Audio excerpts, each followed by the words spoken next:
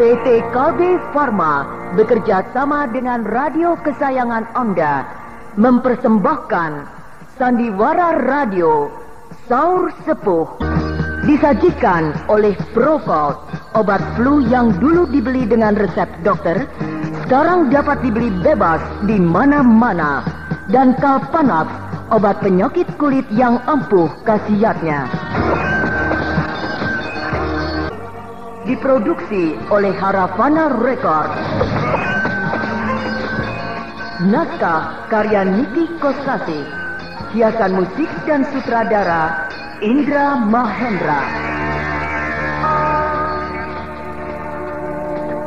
Wadas Gempal mengira Lasmini jago puasa, bisa berpuasa berhari-hari.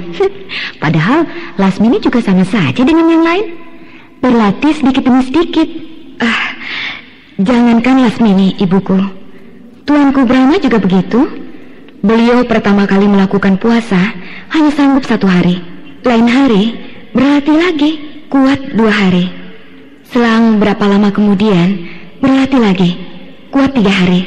Begitu terus, lama-lama kuat berhari-hari. Iya ya, kalau yang tidak tahu merasa kagum kepada Tuanku Brahma yang sanggup berpuasa selama 40 hari 40 malam tanpa makan dan minum. Padahal mulai pertamanya 1 hari saja tidak kuat.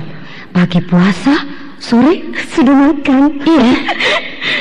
Lalu kuburan Wadas Gempal di mana? Wadas Gempal tidak dikubur di sini, tapi di Gunung Anjang.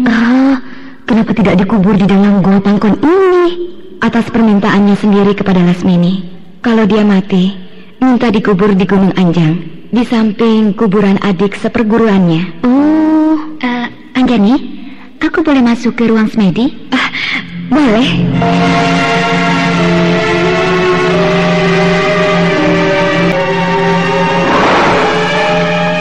Hati-hati membuka pintu ruang semedi itu, Suli. Kainnya sudah lapuk, nanti rusak. Baiklah.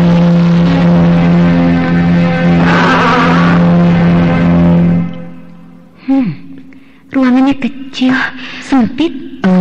Ruangan untuk bertapa tidak perlu besar. Segini sudah cukup. Iya.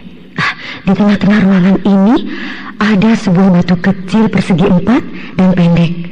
Pastilah di atas batu kecil itu Lasmini kalau melakukan tapa atau semedi.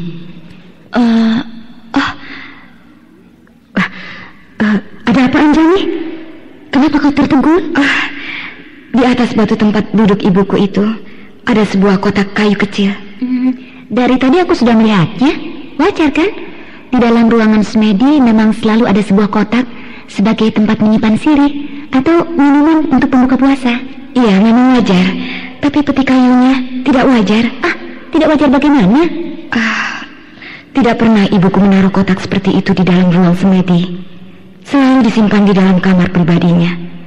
Bila selesai bersemedi atau bertapa, ibuku akan keluar dari kamar ini, lalu masuk ke kamar tidurnya. Kemudian barulah membuka kotak, lalu minum. Tapi kenapa sekarang kotak itu berada di atas tempat duduk di dalam kamar ini? Lebih dari 4 tahun kau tidak pernah mengunjungi tempat ini, Anjani. Jadi perubahan apapun yang terjadi di dalam Goa Pangkon ini, kau tidak akan mengetahuinya. Iya, benar. Ayo, kita keluar dan melihat-lihat ruangan lain. Sebentar, aku akan meriksa kotak itu. Ya.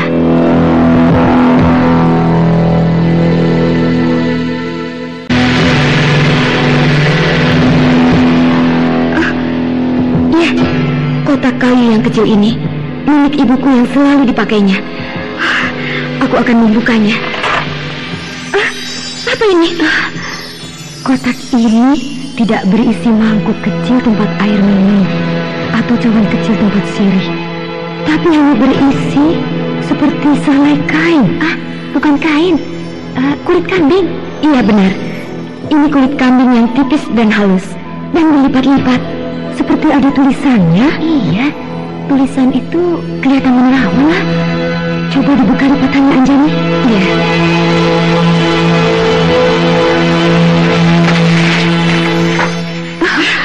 Gambar.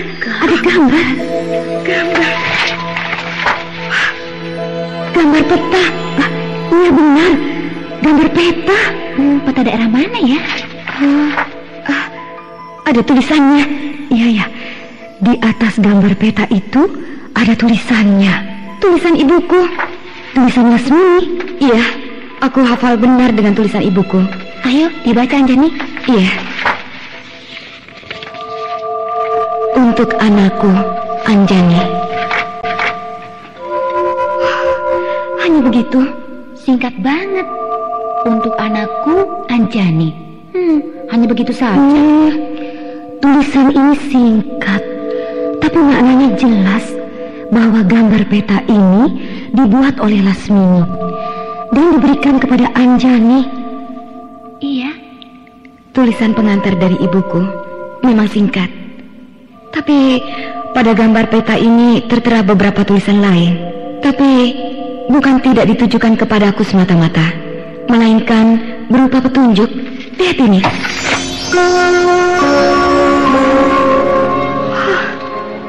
3 langkah ke kiri. 3 langkah ke kiri. Berarti dari gambar yang ini harus berjalan ke arah kiri sebanyak 3 langkah. Benar. Lalu mundur 10 langkah. Terus meloncat. Meloncat? Iya, meloncat. Oh, berarti disuruh meloncat. Sebab petunjuk ini merupakan perintah pula tentang apa yang harus kita lakukan. Benar. Tapi kenapa harus meloncat ya? Kalau disuruh meloncat, pasti di situ ada penghalang. Mungkin ada selokan, atau ada sungai, ada rawa, ada jurang, atau ya apa saja. Iya, kau benar Suli. Aku teruskan ya.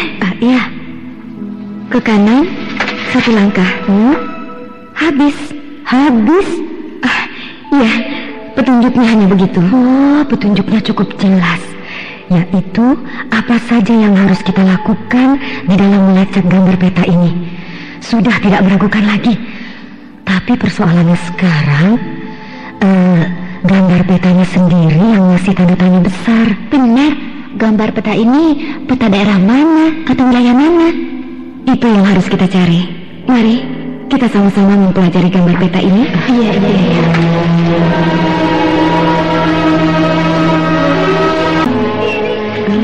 Ini ada gambar ini. Gambar persegi 4 kecil yang dilingkari garis-garis lurus ini, aku rasa kamar itu. Kamar tempat bertapa. Iya. Mungkin seperti itu. Mari kita coba.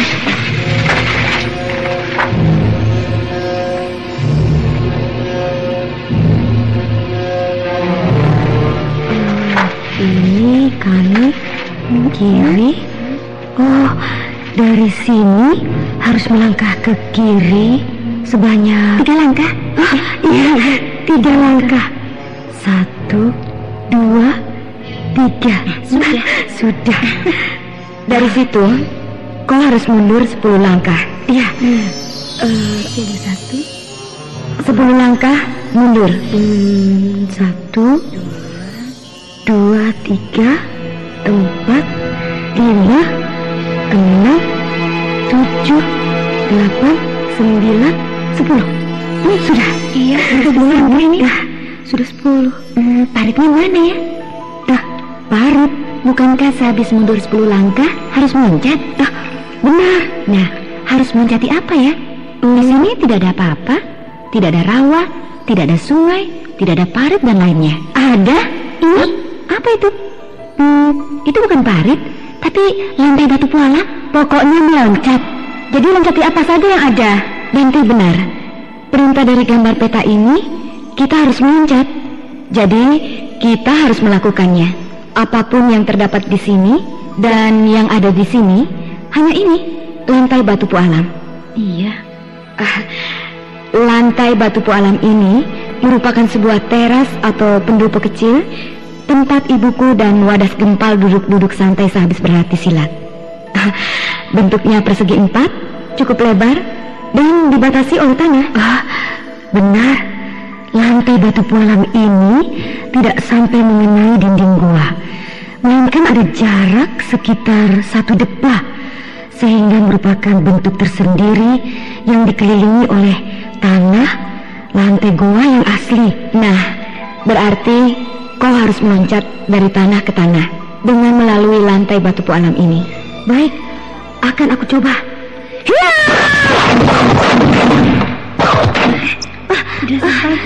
Sudah. Lalu selanjutnya bagaimana? Ke kanan, 1 langkah. Baik. 1. Sudah. Loh, membentur dinding goa. Iya, iya.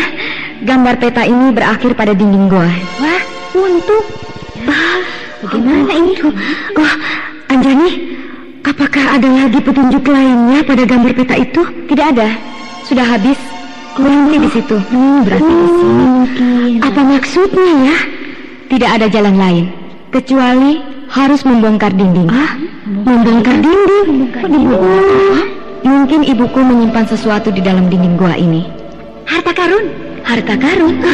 Ada harta karun ya? Barangkali begitu. Payah kamu. Tapi siapa tahu benar. Maksudku, perkiraan Suli mungkin benar. Sebab tidak mungkin Lasmini membuat gambar peta seperti ini ya, untuk diberikan kepada Anjani kalau tidak ada apa-apanya. Iya, memang begitu. Harta karun itu bukan berarti harus uang atau perhiasan emas dan berlian, melainkan bisa juga berupa benda lain yang sangat berharga. Ya, misalnya senjata pusaka, surat wasiat, dan sebagainya. Iya, aku sependapat. Mungkin ibuku mau memberikan sesuatu kepadaku sebagai kenang-kenangan. Kalau begitu tunggu apa lagi? Langsung saja kita bongkar dinding gua ini. Iya, tapi dibongkar pakai apa? Dinding gua ini dinding batu pualam yang kerasnya bukan main. Pedang kita bisa bengkok atau patah. Pakai linggis saja. Di sini. Di mana ada linggis? Ada. Mana ada linggis? Kamar yang paling pojok itu kamar gudang. Tempat menyimpan segala perabotan seperti kapak, beliung, linggis, cangkul, dan lain-lain yang biasa dipakai oleh Wadas Gempal dan ibuku.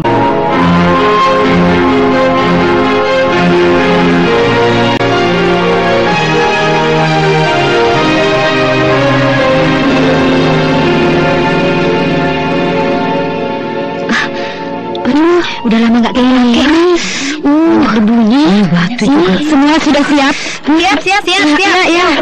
Baik, kita mulai membongkar dinding gua Pangkon ini, tapi pelan-pelan. Bongkar kok pelan-pelan sih. Jangan digempur semau-maunya. Ini batu pualam. Sebab kita bukan mau menghancurkan gua ini, melainkan hanya membongkar sebagian kecil saja. Paham? Ya, paham. Mulai. Kamu sebelah sini ya. Aku sebelah sini, kamu sebelah sini. Mulai.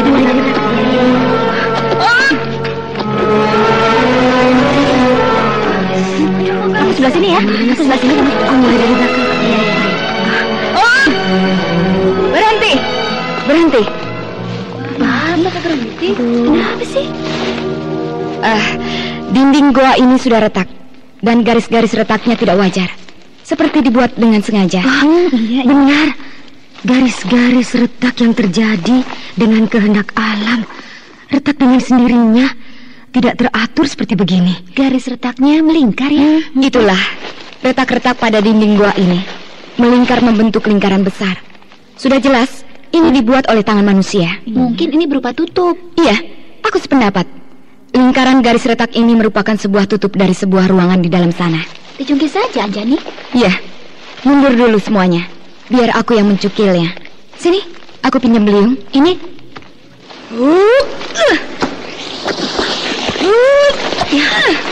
Terus. Sudah bergerak ya, Anjani. Dikit lagi. Sudah bergerak lagi, Anjani. Ayo, dikit lagi. Terus, Anjani. Buka. Ayo, Anjani.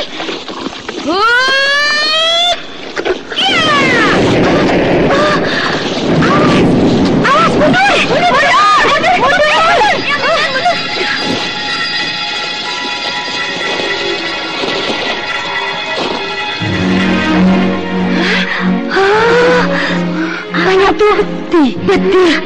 Banyak sekali. Peti. Banyak apa ya? Aku tidak menduga. Pada dinding gua ini terdapat sebuah lubang yang besar, berisi peti banyak sekali. Aku yang benar. Inilah harta karun. Iya, kau benar, Suli. Dugaanku tepat bahwa pada dinding gua ini tersimpan harta karun. Tapi kita belum tahu apa isinya di dalam peti-peti itu dan berapa jumlahnya peti itu. Ayo kita turunkan. Ayo.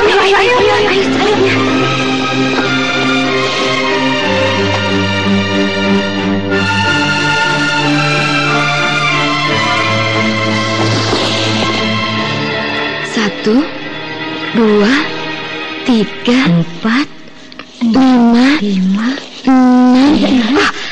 Semuanya ada 6 peti. Ada 6 peti semuanya. Petinya bagus-bagus ya. Bentuknya juga sama semuanya. Persegi 4, tidak terlalu besar dan tidak terlalu kecil. Dan sangat berat.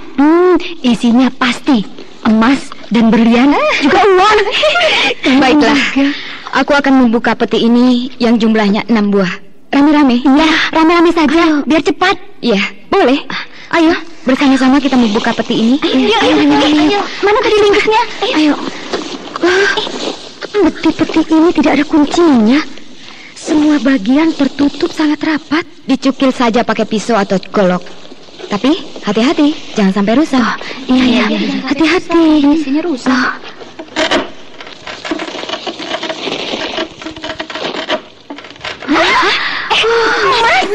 Ini benar sekali.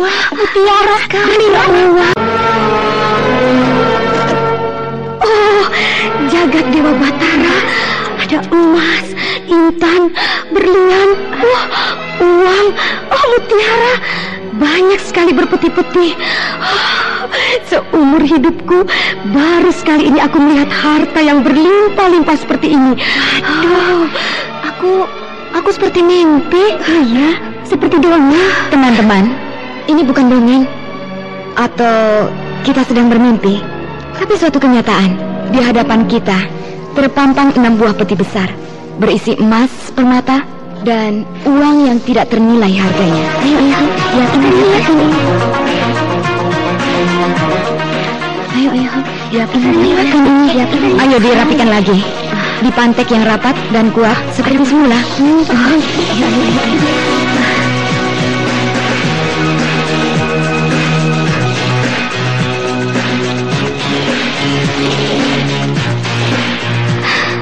Anjani, aku tidak mengira kalau ibumu seorang yang kaya raya, memiliki harta benda yang demikian banyak. Aku sendiri juga tidak menduga, bahkan bertanya-tanya, dari mana ibuku memperoleh harta peninggalan sebanyak itu. Iya ya, dari mana ya? Mungkin pemberian dari teman-temannya. Sebab ibumu pintar bergaul, temannya juga banyak, ada di mana-mana. Meskipun begitu, tidak mungkin sampai berlimpah-limpah seperti itu, meskipun dikumpulkan selama bertahun-tahun. Iya. Dan apa maksudnya mengumpulkan harta sebanyak itu ya? Apakah hanya untuk kesenangan pribadi atau ada maksud tertentu? Iya. Lagi pula, mengapa diberikan kepadaku? Artinya diwariskan kepadaku. Apakah tidak ada kesempatan untuk mempergunakannya sendiri? Tak tahulah Anjani. Harta peninggalan Lasmini itu terlalu banyak, membuat pertanyaan yang juga terlalu banyak. Anjani, sudah. Iya. Sudah selesai nih. Aduh. Keenam buah peti ini sudah beres, Anjani. Sudah rapi, kembali seperti semula. Iya. Terus mau diapakan? Diapakan ya? Terserah kamu. Sebab harta karun ini kan punya Lasmini yang sudah diwariskan kepadamu. Jadi semuanya terserah kau mau diapakan. Aku minta pendapat teman-teman semua. Sebaiknya harta karun ini diapakan? Dipergunakan gimana ya? Jangan tuh senang-senang. Atau disimpan juga boleh. Dibagi-bagikan. Lebih baik dibawa, Anjani. Dibawa? Ya, daripada disimpan di sini, dibiarkan tanpa dijaga, nanti diambil orang. Kau sendiri yang rugi. Iya, tapi dibawa kemana? Ke Bukit Lejar. Ke Bukit Lejar? Di Bukit Lejar kita mau mendirikan padepokan. Nah, kita membutuhkan biaya. Mendirikan padepokan tidak membutuhkan biaya yang besar. Tidak perlu mengambil biaya dari harta karun ini. Kita sudah bisa mendirikan sebuah padepokan yang baik. Karena kita sendiri punya uang dan perbekalan yang cukup banyak yang kita bawa dari padepokan kita di Gunung Lawu. Kau benar, Suli. Akan tetapi maksudku lebih ditekankan kepada pengamanan. Artinya jaminan keamanan bagi harta karun. Sebab kalau berada di dekat kita akan selalu bisa diawasi kan, sehingga terjaga dalam setiap saat. Kalau begitu maksudnya, aku setuju. Iya, aku juga. Anjani, pendapatmu bagaimana? Aku setuju dengan Gandari. Harta karun peninggalan ibuku ini kita bawa ke Bukit Lejar. Tentang bagaimana selanjutnya bisa kita rundingkan di sana. Iya, setuju. Aku juga setuju.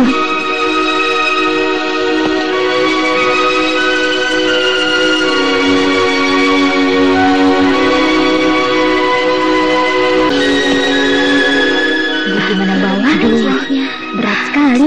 Jadi susah ya. Bagaimana cara membawanya ke atas ya? Iya, peti harta karun itu enam-enamnya berat sekali. Dipikul bergantian. Dipikul di atas pundak. Tidak akan tahan lama, Anjani. Iya, kita tidak biasa memikul barang. Kita harus membuat pikulan. Jadi digotong rame-rame. Kalau capek, berhenti dulu. Sedikit demi sedikit naik ke atas sampai ke tempat yang datar. Tempat kita pertama kali kita datang ke sini. Wah, akan lama sekali, Anjani. Tidak apa. Kalau perlu, bermalam di tengah titian. Yang penting selamat.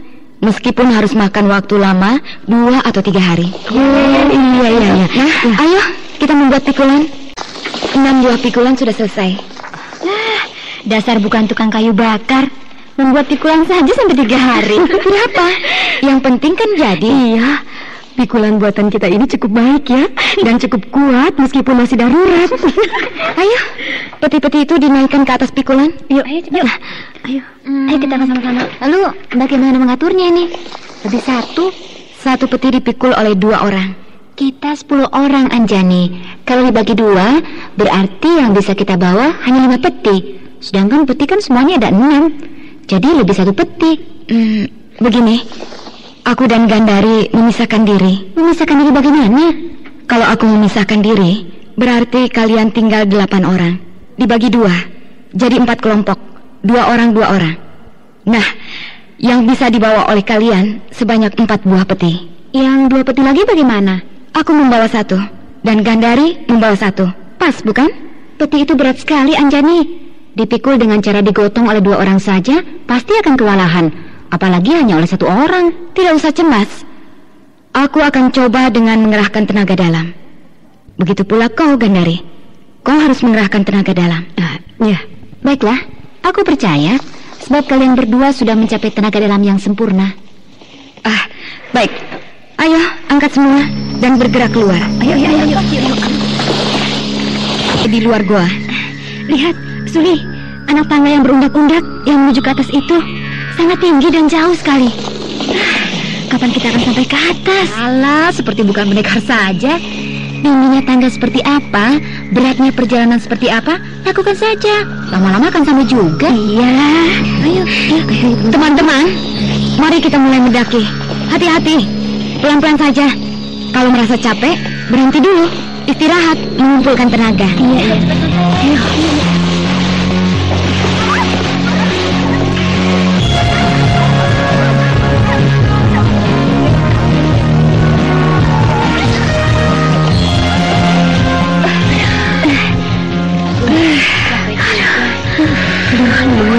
Pundakku sakit banget.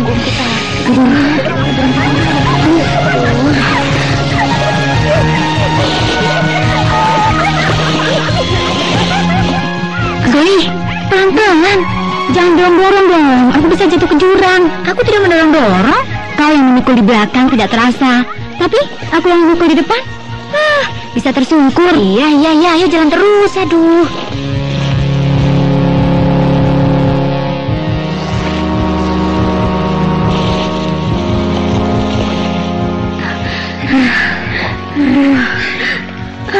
Sul, berhenti dulu, capek. Iya, aku juga capek. Petinya diturunkan dulu, Sul. Iya, pelan-pelan.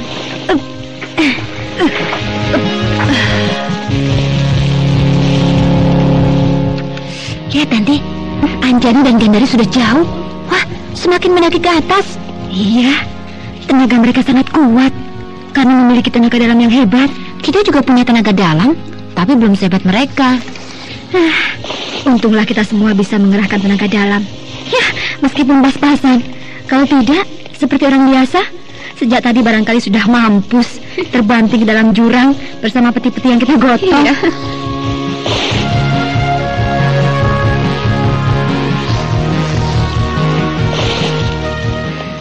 Anjani, berhenti dulu. Kenapa? Lihat, teman-teman kita kepayahan semuanya. Wah, mereka semuanya berhenti. Mereka sangat letih, Anjani. Istirahat, duduk-duduk di anak tangga. Suatu pemandangan yang unik. Mereka duduk-duduk di anak tangga, berderet memanjang dari bawah ke atas. Seperti sedang menonton sebuah pertunjukan. Kita juga sebaiknya istirahat dulu, Anjani. Iya.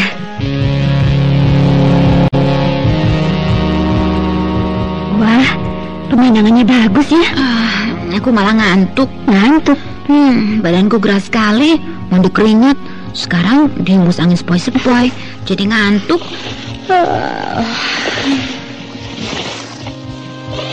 Teman-teman, sudah. Iya, sudah. Ayo jalan lagi. Iya.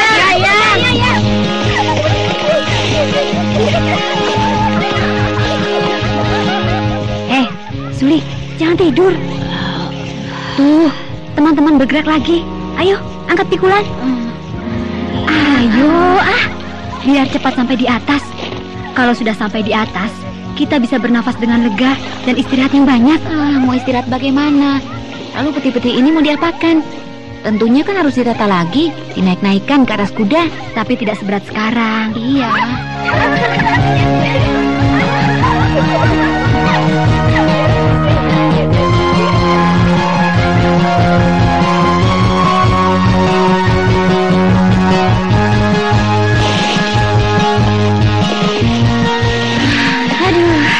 Sampai juga akhirnya ya. Akhirnya kita sampai juga di atas, di tempat yang datar. Gila, waktu kita turun ke bawah menuju ke Gua Pangkon itu cuma sebentar saja sudah sampai. Tapi waktu naik, aduh, minta ampun, lama banget. 2 hari baru sampai ke atas ke tempat semula. Iya, soalnya sambil membawa beban. Coba kalau tidak membawa apa-apa, tentu akan cepat sampai. Sama seperti waktu turun. Teman-teman, silakan istirahat. Dan aku rasa sebaiknya kita bermalam dulu di sini, 1 malam. Besok pagi baru kita jalan lagi, melanjutkan perjalanan. Iya, sebaiknya begitu. Selain kita semua sudah menguras tenaga terlalu banyak, juga hari sudah senja. Sebentar lagi malam akan tiba. Jadi, nanti malam kita bisa istirahat sepuas-puasnya. Sehingga besok pagi tenaga kita jadi segar lagi. Kuda-kuda kita tidak ada yang mencuri. Masih ada dan lengkap. Ya, 1 ekor pun tidak ada yang hilang. Yang penting lagi, begini, perbekalan makanan dan minuman tetap utuh. Sehingga malam ini kita tidak kedinginan dan kelaparan. Kalau soal makan atau minum, gampang, bisa dicari. Tapi kalau kuda tidak ada, mau pakai apa kita mengangkut 6 buah peti yang beratnya minta ampun itu? Digotong rame-rame, 10 tahun baru sampai di Bukit Lenjar. Tua di jalan.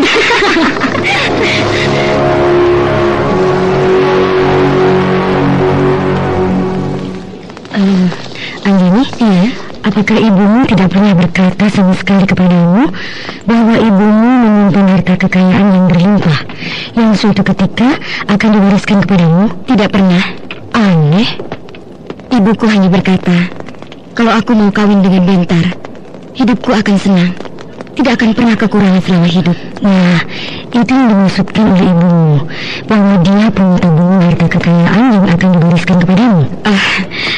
Maksud perkataan ibuku itu ternyata bahwa harta karun itulah yang dia maksudkan. Tapi waktu itu mana aku tahu? Ya benar, saat itu kau tidak akan punya pikiran kepada harta karun.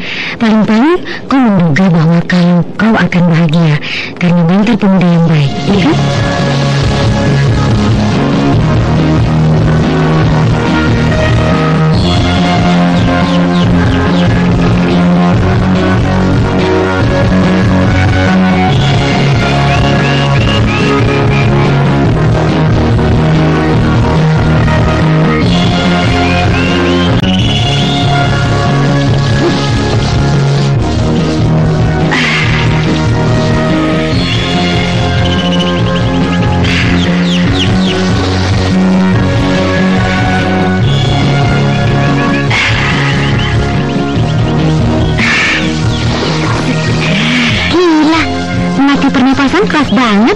napasmu sampai kedengar kemana-mana.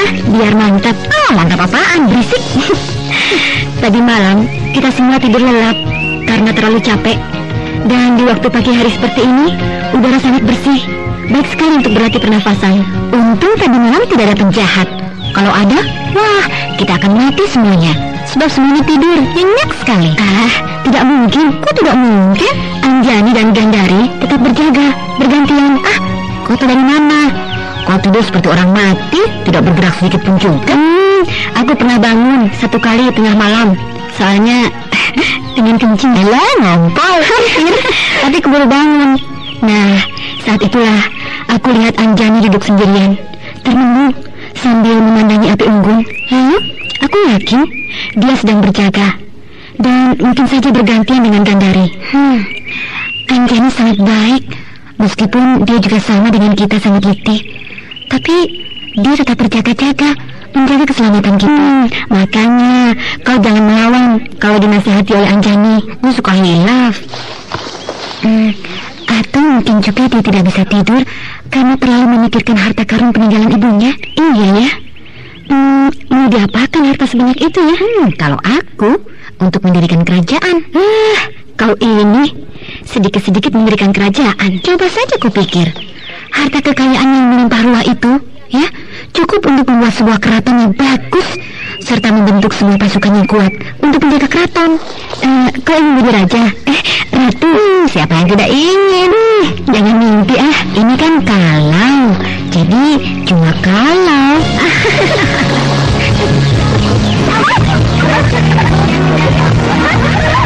Gandari, aku rasa sudah cukup saatnya untuk berangkat. Ya, teman-teman nampaknya sudah siap, sudah mandi, sudah makan dan sebagainya, sehingga mereka nampaknya segar bugar. Ya, suruh mereka berkumpul. Oi, kumpul!